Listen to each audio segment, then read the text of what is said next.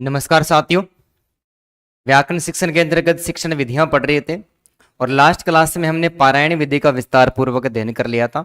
आज हम पढ़ने वाले एक और नई विधि भाषा संसर्ग विधि या फिर उसको कहते हैं दोस्तों अव्याकृति सिद्धांत। भाषा संसर्ग विधि, भाषा संसर्ग विधि या अव्याकृति विधि। भाषा संसर्ग विधि या दोस्तों अव्याकृति विधि। भाषा संसर्ग विधि और अव्याकृति विधि। और इस विधि का जो प्रतिपादक है, इस विधि का जो प्रतिपादक है वो हर्बर्ट स्पेंसर को माना जाता है दोस्तों। भाषा संसर्ग विधि का जो प्रतिपादक है वो प्रतिपादक दोस्तों किससे माना जाता है? वह प्रतिपादक हर्बर्ट स्पेंसर को माना जाता है। इस विधि की परिभाषा पढ़ने को मिलती है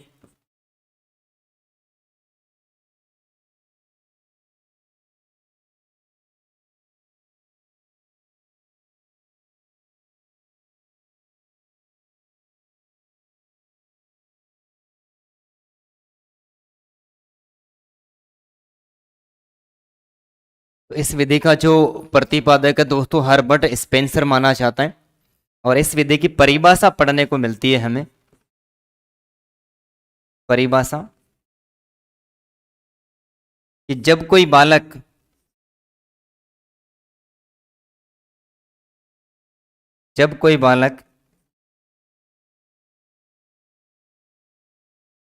व्याकरण सीखे बिना ही, जब कोई बालक व्याकरण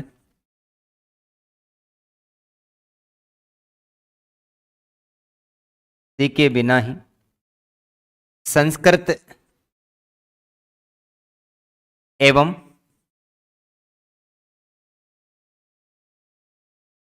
हिंदी भाषा का, संस्कृत एवं हिंदी भाषा का ज्ञान प्राप्त कर लेता है,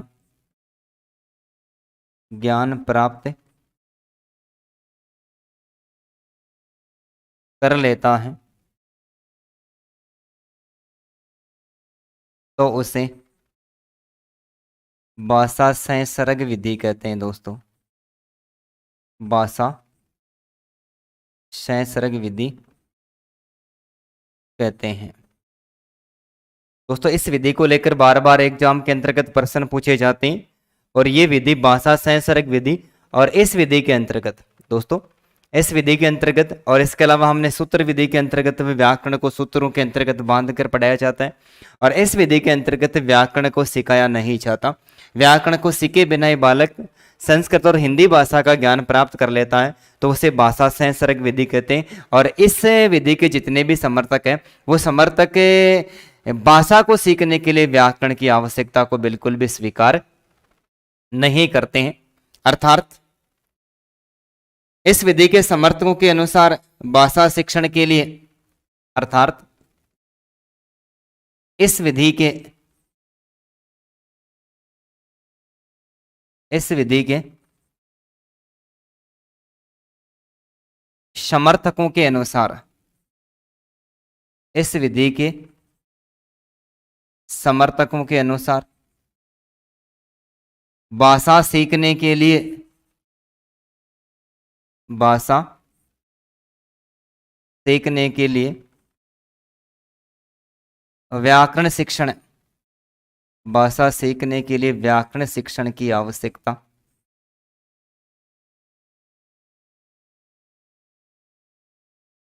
भाषा सीखने के लिए व्याकरण शिक्षण की आवश्यकता नहीं होती है। इस विधि के जितने भी समर्थक हैं मानने वाले दोस्तों, सारे समर्थकों का एक ही बात को मानना है कि इस विधि के अंतर्गत भाषा सीखने के लिए व्याकरण शिक्षण की आवश्यकता नहीं होती। इस विधि में शिक्षक, इस विधि में शिक्षक इस विधि में शिक्षक बालकों को, ये वेरी इंपॉर्टेंट लाइन है, यहां से दोस्तों बार बार प्रश्न बनता है, बालकों को अलग से व्याकरण, बालकों को अलग से व्याकरण नहीं पढ़ाता है, अलग से व्याकरण नहीं पढ़ाता है, बल्कि बालकों को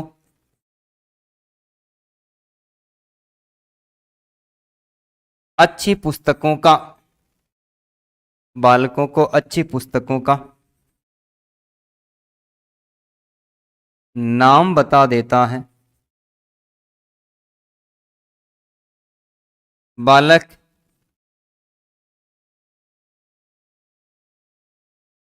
स्वयं के स्तर पर, बालक स्वयं के स्तर पर व्याकरण शिक्षण का ज्ञान प्राप्त करते हैं, व्याकरण शिक्षण का ज्ञान प्राप्त करते हैं। दोस्तों इस विधि की खास बात है, व्याकरण शिक्षण आवश्यक नहीं माना जाता। जब व्याकरण शिक्षण आवश्यक नहीं माना जाता तो यहां पर शिक्षक बालकों को अलग से व्याकरण नहीं पढ़ाता है, बालकों को अच्छी पुस्तकों के नाम बता देता है।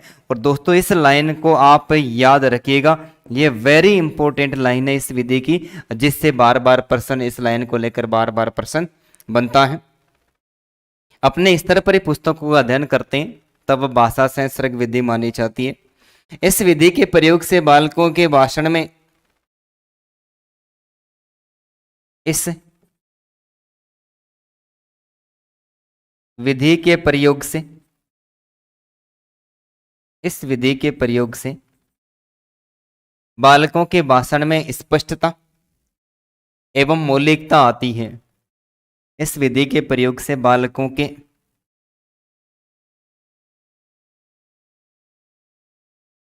के भाषण में स्पष्टता एवं मौलिकता आती है, स्पष्टता एवं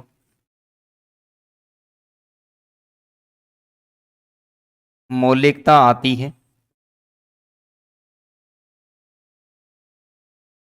परंतु परंतु तुरंत प्रतिपुष्टि, परंतु तुरंत प्रतिपुष्टि यानी फीडबैक,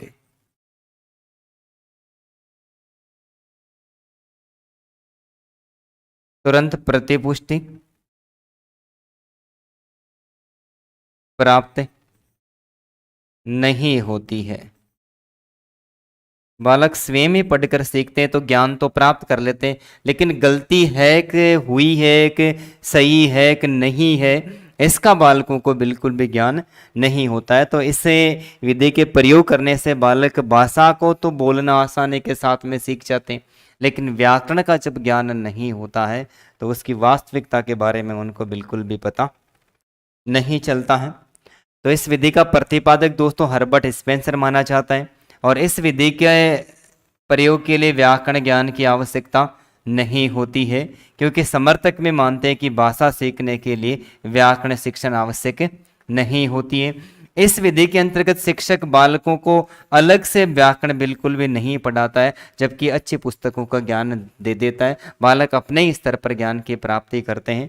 इसके अलावा इस विधि के प्रयोग से बालकों की भाषा में तो थोड़ा बहुत बदलाव आता है, क्योंकि हम जिस भाषा को सीखना चाहते हैं हमें उन भाषा भाषी लोगों के बीच में छोड़ दिया जाता है, तो हम उसको तो आसानी के साथ में सीख जाते हैं, लेकिन वहाँ पर हमें फीडबैक प्राप्त नहीं होता है। तो ऐसे विधि का ये दोष माना जाता है।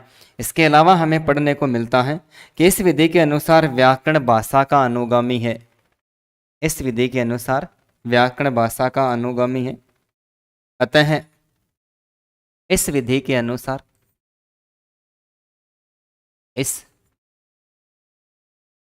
विधि के अनुसार, इस विधि के अनुसार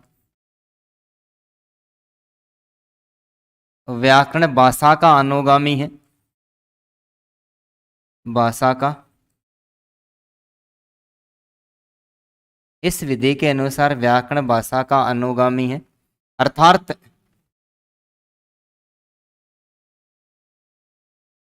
अर्थात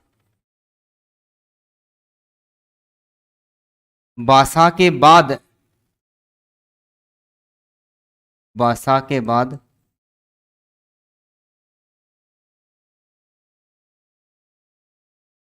अर्थात भाषा के बाद व्याकरण का जन्म हुआ है। किसके बाद? भाषा के बाद व्याकरण का जन्म हुआ है, भाषा के बाद व्याकरण का जन्म हुआ है। भाषा अभ्यास और व्यवहार से आती है, व्याकरण पढ़ने से नहीं।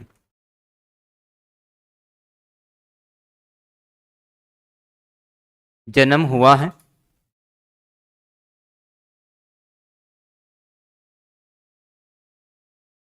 भाषा अभ्यास और व्यवहार से आती है, भाषा अभ्यास एवं व्यवहार से सीखी जाती है, व्यवहार से सीखी जाती है।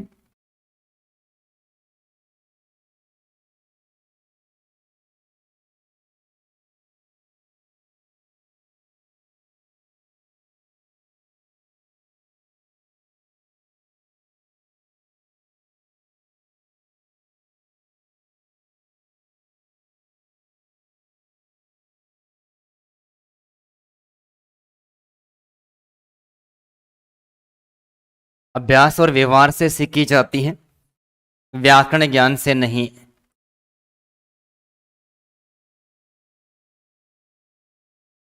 व्याकरण ज्ञान से नहीं सीखी जाती है, व्याकरण ज्ञान से नहीं सीखी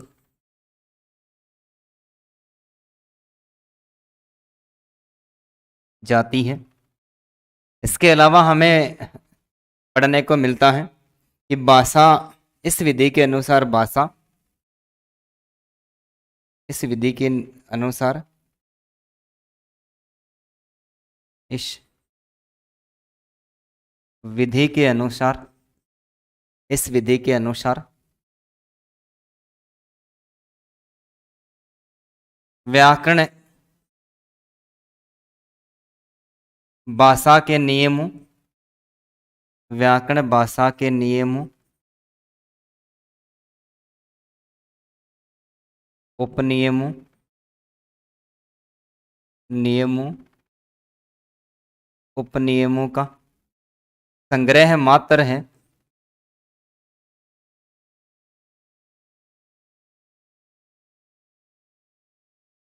संग्रह मात्र है। अतः व्याकरण शिक्षण, अतः व्याकरण शिक्षण शुष्क एवं नीरस है, शुष्क एवं नीरस है। ठीक है, तो इस विधि के समर्थक भी इसी बात को स्वीकार करते हैं कि व्याकरण भाषा के नियमों और उपनियमों का संग्रह मात्र है, अतः व्याकरण का जो शिक्षण है वो शुष्क और कैसा माना गया दोस्तों? नीरस माना गया। बालक प्रारंभिक अवस्था में जो सीखता है वह अनुकरण एवं अभ्यास के द्वारा सीखता है। इस विधि के बारे में पढ़ने को मिलता है कि बालक आरंभ में जो कुछ भी सीखता है, आरंभ में जो कुछ भी सीखता है वह अनुकरण एवं अभ्यास से सीखता है, अनुकरण एवं अभ्यास से सीखता है, अनुकरण एवं अभ्यास से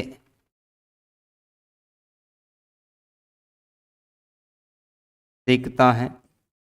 व्याकरण ज्ञान से नहीं सीखता।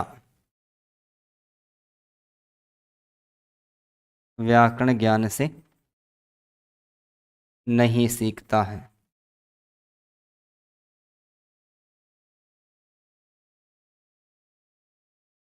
फिर समर्थक उसी बात को स्वीकार करते हैं कि प्रारंभ में बालक जो कुछ भी भाषा सीखता है वो भाषा अनुकरण एवं अभ्यास से सीखता है। किससे सीखता है? अनुकरण एवं अभ्यास से सीखता है। तो अनुकरण और अभ्यास से सीखता है तो व्याकरण की आवश्यकता बिल्कुल भी नहीं होती।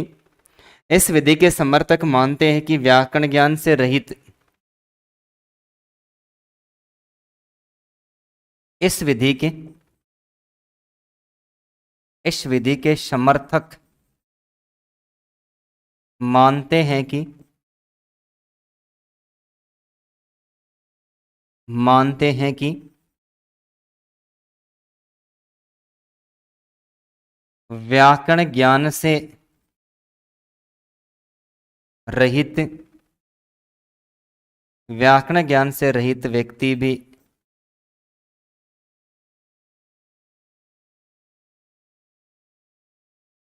अच्छे लेखक, कवि, अच्छे लेखक, कवि एवं साहित्यकार बन जाते हैं।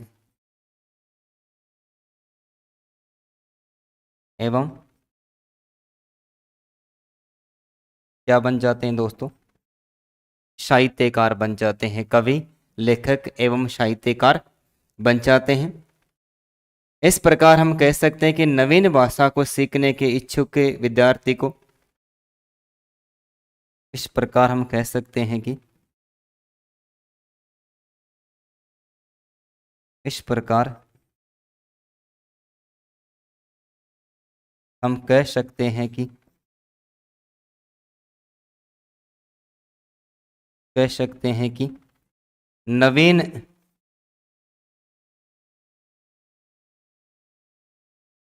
नवीन भाषा को सीखने के इच्छुक सीखने के इच्छुक नवीन भाषा को सीखने के इच्छुक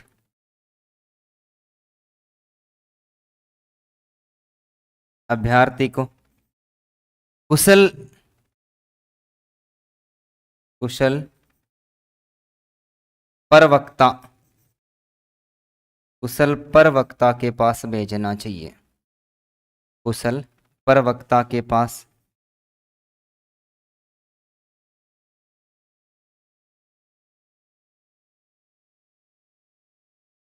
कुशल प्रवक्ता के पास में भेजना चाहिए। क्यों? जो नवीन भाषा को व्याकरण की दृष्टि से भेजना चाहिए। जो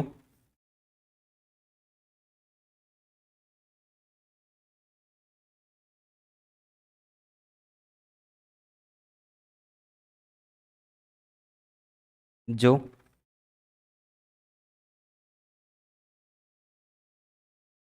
नवीन भाषा को जो नवीन भाषा को व्याकरण की दृष्टि से शुद्ध बोलता हो, व्याकरण की दृष्टि से शुद्ध बोलता हो।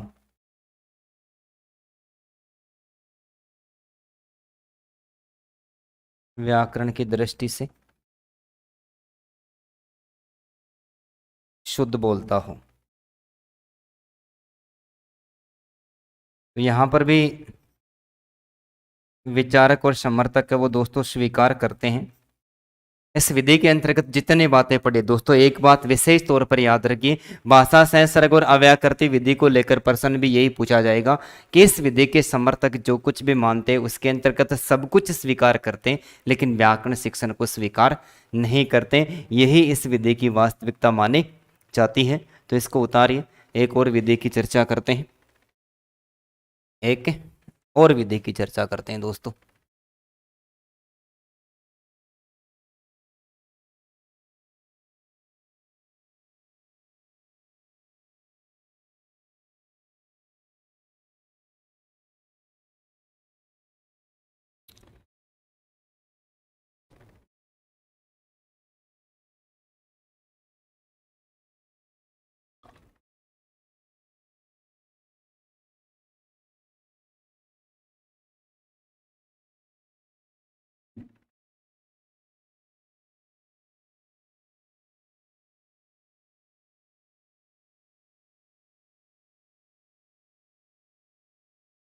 के अलावा पढ़ते हैं सहयोग,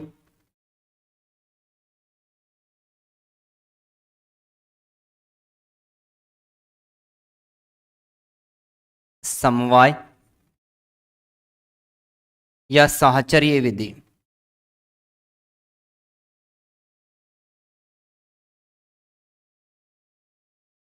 सहयोग, समवाय या साहचर्य विधि। सहयोग, समवाय या साहचर्य विधि। और इस विधि का जो प्रतिपादक है, इस विधि का जो प्रतिपादक है वो इटली की मारिया मॉन्टेसरी को माना जाता है। मारिया मॉन्टेसरी। इस विधि का जो प्रतिपादक है दोस्तों किसको माना जाता है? मारिया मॉन्टेसरी को माना जाता है। और मारिया मॉन्टेसरी कहाँ की थी दोस्तों? मारिया मॉन्टेसरी इटली की थी। फ्रोबेल के बाद में यदि शिक्षण के अंतर्गत खेल खेल में शिक्षा विधि में जो योगदान है वो फ्रोबेल के बाद में किसका है? मारिया मॉन्टेसरी का है। आगे लेखन शिक्षण के अंतर्गत या वाचन शिक्षण के अंतर्गत यहाँ पर कविता शिक्षण के अंतर्गत कहीं न कहीं पर हम मारिया मॉन्टेसरी की एक मॉन्टेसरी विधि का भी अंत में विस्तार पूर्वक अध्ययन करेंगे। सहयोग, समवाय, साझार्य विधि के अंतर्गत दोस्तों क्या होता है? इस विधि के अंतर्गत भी शिक्षण के द्वारा बालकों को व्याकरण शिक्षण अलग से नहीं करवाया जाता। गद्य या पद्य पढ़ाता है और पढ़ाते समय यदि व्याकरण से संबंधित कोई तथ्य आ जाता है तो वहीं पर स्पष्ट कर देता है। इस प्रकार बालकों को व्याकरण का पूर्ण ज्ञान प्राप्त नहीं हो पाता है। तो ये विधि भी भाषा सहसर्ग विधि से मिलती जुलती मानी जाती है। कौन सी विधि से? भाषा सहसर्ग विधि से। लेकिन यह व्याकरण शिक्षण की आधुनिक विधि मानी जाती है। पहली और मोस्ट बात यह है व्याकरण शिक्षण की, यह व्याकरण शिक्षण की आधुनिक विधि मानी जाती है, अर्वाचीन। दोस्तों अब तक जो पढ़ी है उसमें से दो विधियां आ गई आधुनिक। एक आगमन निगमन विधि अर्वाचीन विधि मानी जाती है। व्याकरण शिक्षण की कैसी विधि मानी जाती है? ये व्याकरण शिक्षण की अर्वाचीन विधि मानी जाती है। ठीक है। इस विधि के अंतर्गत भी शिक्षक अलग से व्याकरण की शिक्षा नहीं देता है। इस विधि के अंतर्गत, इस विधि के अंतर्गत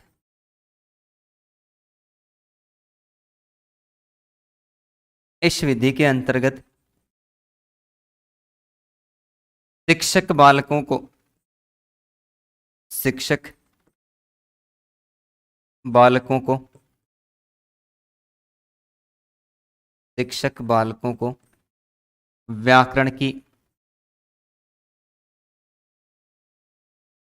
अलग से शिक्षा नहीं देता है। अलग से व्याकरण की अलग से शिक्षा नहीं देता है। व्याकरण की अलग से शिक्षा नहीं देता है।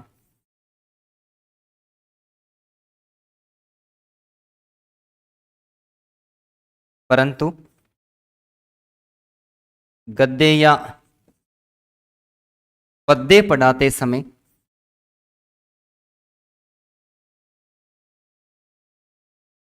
व्याकरण से संबंधित, व्याकरण से संबंधित, व्याकरण से संबंधित कोई तथ्य गद्य या पद्य पढ़ाते समय व्याकरण से संबंधित कोई तथ्य आ जाता है तो उसी समय शिक्षक उसके नियम का ज्ञान बालकों को करवा देता है। तो आ जाता है तो शिक्षक उसी समय, शिक्षक उसी समय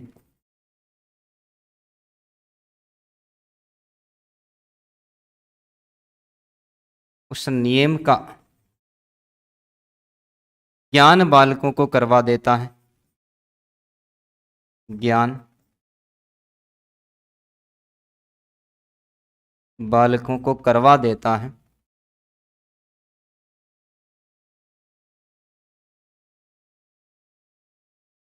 तो उसे सहयोग या समवाय विधि कहते हैं। सहयोग या समवाय विधि कहते हैं।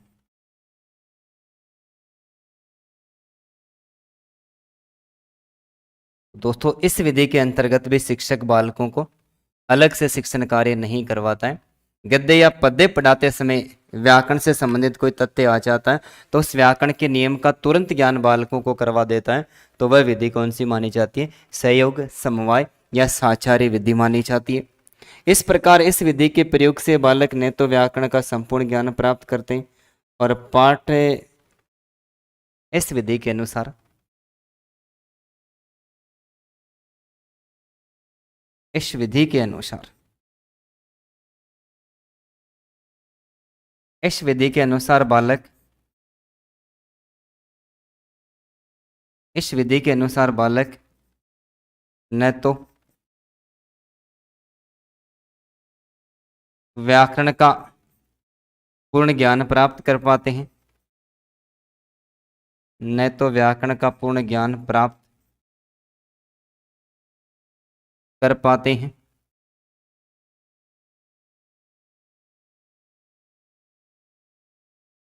साथ ही पढ़ाए जा रहे विषय का रस भी, साथ ही पढ़ाए जा रहे विषय का रस भी समाप्त हो जाता है।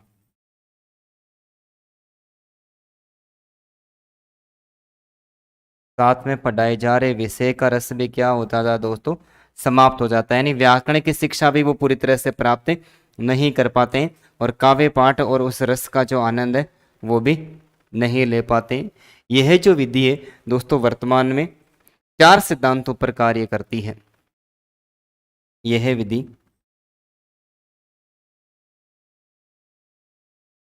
यह विधि वर्तमान 4 सिद्धांतों पर कार्य करती है। 4 सिद्धांतों पर कार्य करती है। यह विधि वर्तमान 4 सिद्धांतों पर दोस्तों कार्य करती है और 4 में से सबसे पहला सिद्धांत हमें पढ़ने को मिलता है हर्बर्ट स्पेंसर का सहसंबंध सिद्धांत।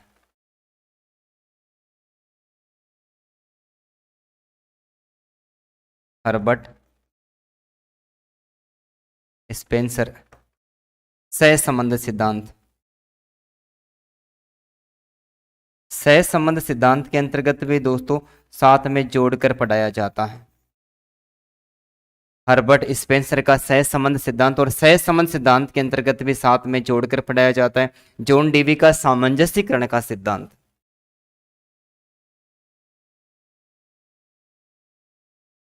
जॉन डीवी का सामंजस्यीकरण का सिद्धांत।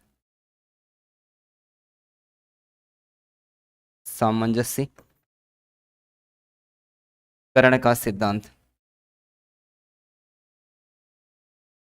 सामंजस्यीकरण का सिद्धांत का अर्थ भी दोस्तों ये होता है साथ में जोड़कर पढ़ाना। सामंजस्यीकरण के सिद्धांत का अर्थ भी क्या होता है? साथ में जोड़कर पढ़ाना।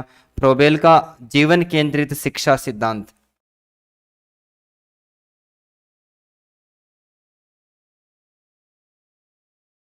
फ्रोबेल का जीवन केंद्रित शिक्षा सिद्धांत।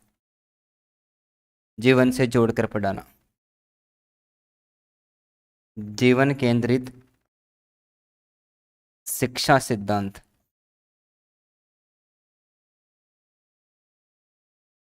फ्रोबेल का जीवन केंद्रित शिक्षा सिद्धांत और इसके अलावा महात्मा गांधी का बुनियादी शिक्षा सिद्धांत।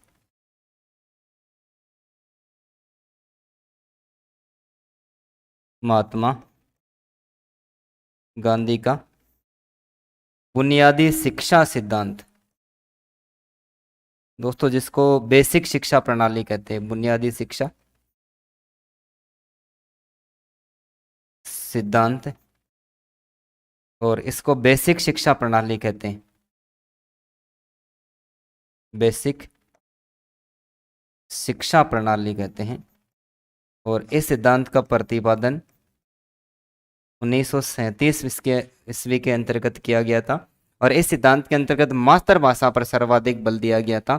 और महात्मा गांधी के अनुसार बालक की जो शिक्षण की आयु थी वो 7 से लेकर 14 वर्ष स्वीकार करी थी। कितनी? 7 वर्ष से लेकर 14 वर्ष अनिवार्य थे, बुनियादी शिक्षा के अंतर्गत स्वीकार किया गया था। तो ये समय और साचार्य विधि वो शिक्षण के 4 सिद्धांतों पर है। हर्बर्ट स्पेंसर का सहसंबंध सिद्धांत, जॉन डेवी का सामंजस्यीकरण का सिद्धांत, और फ्रोबेल का जीवन केंद्रित सिद्धांत, और महात्मा गांधी का बुनियादी शिक्षा सिद्धांत यानी बेसिक शिक्षा प्रणाली पर आधारित माना जाता है। तो इस विधि के अंतर्गत भी शिक्षक अलग से व्याकरण का ज्ञान नहीं करवाता, साथ में ही पढ़ाकर ज्ञान करवा देता है, इसलिए बालकों को वास्तविक ज्ञान की प्राप्ति नहीं हो पाती है। ठीक है, तो भाषा संसर्ग विधि और समवाय और सहयोग विधि दोनों के अंतर्गत भी व्याकरण की शिक्षा पूरी तरह से नहीं दी जाती है। तो बाकी पढ़ते हैं दोस्तों बाद में, तब तक के लिए धन्यवाद।